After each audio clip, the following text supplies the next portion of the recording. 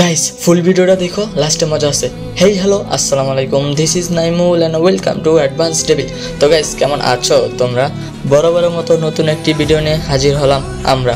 তো গাইস আজকে আমরা যাদের নিয়ে কথা বলতে যাচ্ছি তারা তাদের কন্টেন্ট ক্রিয়েটর ভাবে, কিন্তু আমি ভাবি বোকাচোদা ছাড়া কিছু না। কারণ কেন জানো?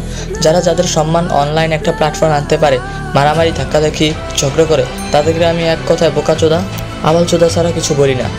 আজকের ভিডিওটা সবার কেমন লাগবে আমি জানি না, কিন্তু মিরাজ আর সাকিবের যে মাথায় ঘিলু নাই সেটা আমি জানি।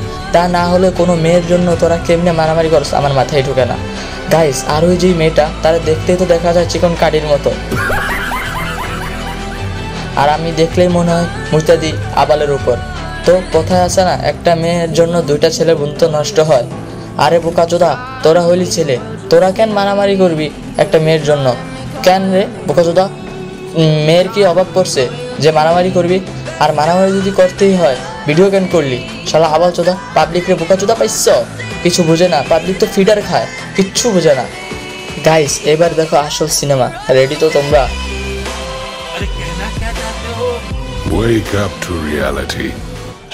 এই সাকিব আর মিরাজ না? এই তোমাদের দুজনের নাকি ঝামেলা, সোশ্যাল মিডিয়া তো তোলপাড় তোমাদের নিয়ে।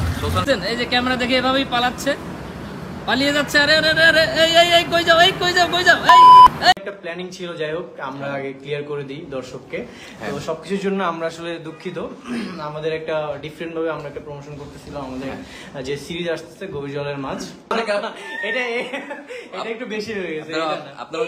এটাই সেই পেজ, এই পেজ থেকে আমাকে নিয়ে উল্টাপাল্টা স্ট্যাটাস দেওয়া হচ্ছিল।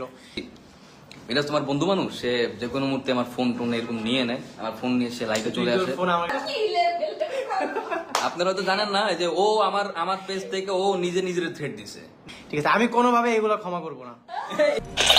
কি গাইস কেমন বোকাচোদা হইলা কমেন্টে জানাও তো।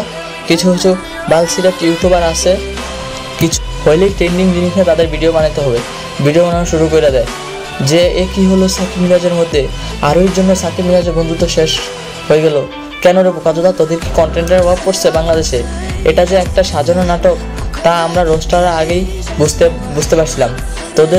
তোদের মতো ব্র্যান্ড পাছেই না ঘুরি না, যে তারা ব্র্যান্ড প্রমোশনের জন্য এই প্র্যাঙ্কটা করতেছে। যেমন advance gaming and I am Sajib চাইলেই কিন্তু মিরাজ সাকিবকে আরও ভালোভাবে চতুর্থ দিতে পারতো, কিন্তু তারা দেয় নাই। তারা জানে শেষে কিছু একটা হইতে যাচ্ছে, তাই তারা হালকার উপরে ঝাপসা করে ওয়াশ করে দিচ্ছে ওদেরকে। কিন্তু সাকিব মিরাজ ভাবতেছে তারা সেই নাটক করছে, সেই আমার হ্যাডা করছে তারা তাদের নায়া বাবা শুরু করছে, তৌসিফ মাহবুব আফরান নিশোর মতো ভাবা শুরু করছে। এখন তোমরা বলতে পারো নাইমুল ভাই আপনি কার সাথে কার তুলনা দিলেন? ঠিকই তো, আমি কার সাথে কার তুলনা দিলাম? মেতরে কি বোঝে আতরের গন্ধ? কই তৌসিফ মাহবুব আফরান নিশো আর কই সাকিব মিরাজ? তো শেষে একটা বলবো, ওদের এই নাটক দেখা আমিও মজা পাইছি, তোমরাও মজা পাইছো। তো ভিডিওটা কেমন লাগলো কমেন্টে জানাও, লাইক এন্ড সাবস্ক্রাইব করে বেল নোটিফিকেশন অন করে দিও। ততক্ষণে ভালো থাকো, সুস্থ থাকো, গুড বাই।